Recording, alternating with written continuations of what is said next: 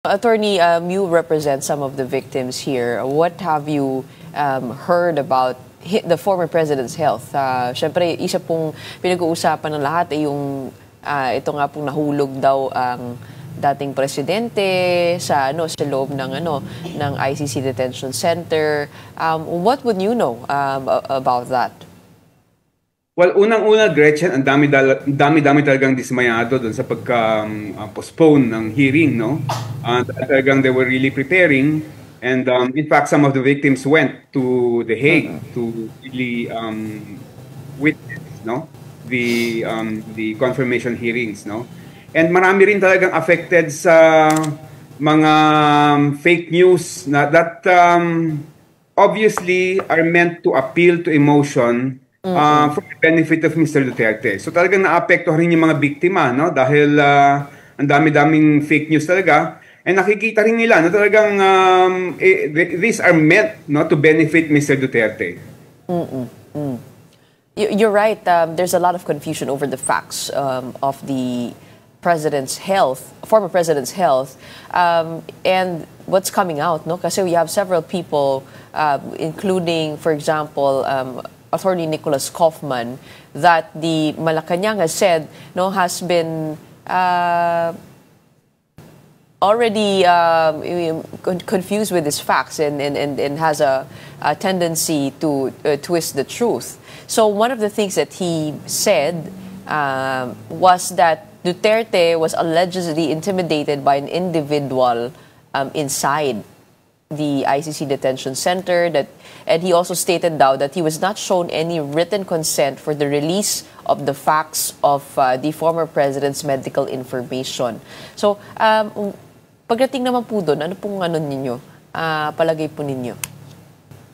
Alam mo, Gretchen, talagang issue talaga itong mga sobrang half-truths na minsan nanggagaling kay Mr. Kaufman. In fact, doon sa may issue ng yung pagsabi niya na pumayag ang Pilipinas, ng gobyerno ng Pilipinas to interim release, na previously sinabi niya rin na yung prosecutor pumayag, may nakikitang pattern, no, yung na talagang ginagamit niya itong ICC procedures, no, to sow disinformation and affect the victims' interest in the trial.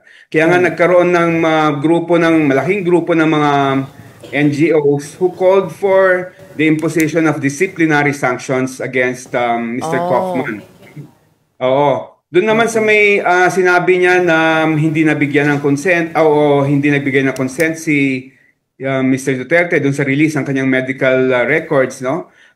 Yung registry mismo, I think even from the redacted submissions, nagsabi na si Mr. Duterte nag-provide ng written consent, no, to the use and disclosure of his medical records in the detention facility. So hindi ko talaga alam kung saan nagagaling si Mr. Kaufman in saying na walang consent si Mr. Duterte.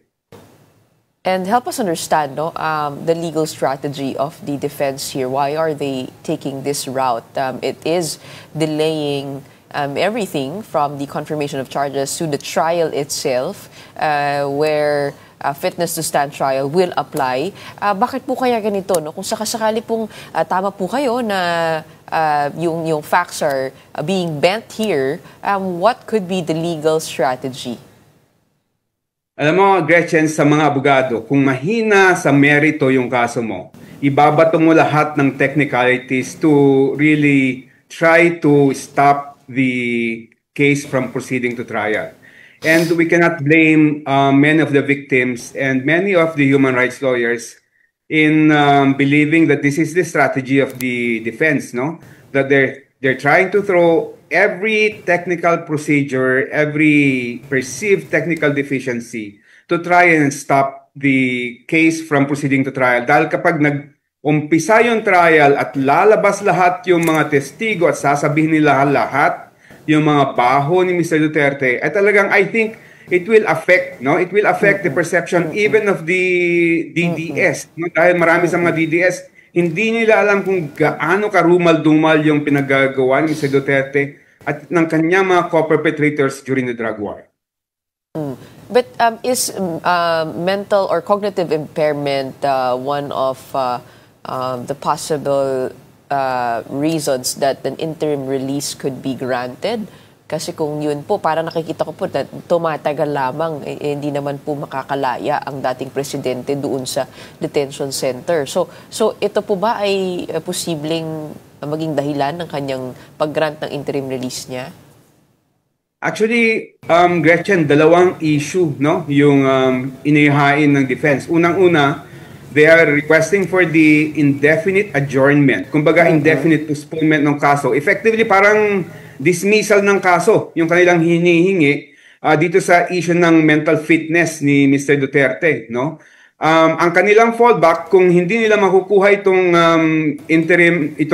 indefinite adjournment, yung interim release, no? Na kung sakaling sasabihin na mentally fit si Mr. Duterte, ang fallback nila is, sige, i-interim release natin siya para makalabas siya and merong mag-aalaga sa kanya sa labas.